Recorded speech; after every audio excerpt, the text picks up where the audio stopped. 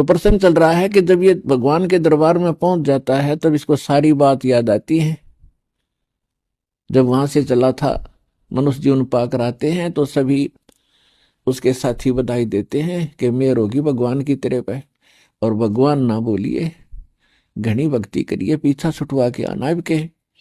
तो वहां से हम भी बहुत खुश होते हैं कि परमात्मा इबको और काम मैं नहीं करूं, आपको याद करूंगा, और आप जो मस्तिष्क में लिखा वो तो आप देते ही देते हो। ये तो विधान है भगवान का। और पेट गुजारे के लिए आवश्यक काम करूंगा, बाकी समय में आपको याद करूंगा। तो यहां आने के बाद इसको इतनी भूल गिर देता है ये काल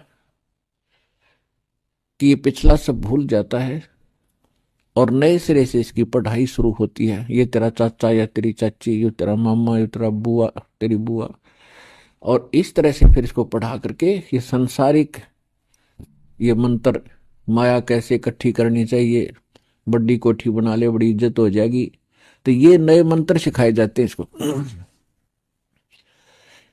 और जब ये सत्संग में आता है तो इसको पता चलता है कि एक काम और आवश्यक था इस मानव शरीर का, जो शुरू भी नहीं किया।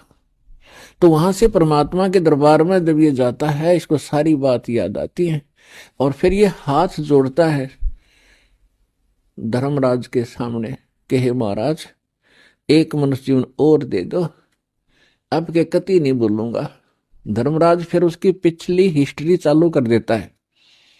असंख्य जन्म हो गए, हमने मानव शरीर प्राप्त किया, इनमें बकवादों में खोया, और वहां जाके फिर न्योय रोया।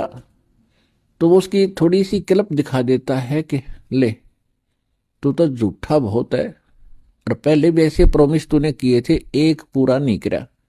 उसकी पिछली फिल्म चला देता, देख इस जन्म में मनुष्य जीवन मिला, क्या कह रहा है तू, और क्या कर रहा है जाके नीचे, और आके फिर क्या कह रहा है, एक जन्म और दे दो, फिर दूसरा, फिर तीसरा। 1 मिनट के अंदर उसको हजारों मनुष्य जन्म दिखा देता है कि गधे तू ऐसी बकवास करता है, यहां आकर तेरी समझ में आ जाती है, वहां तू सुनता नहीं, भाग यहां से। उसको गधे की योनि में ठोक दिया जाता है।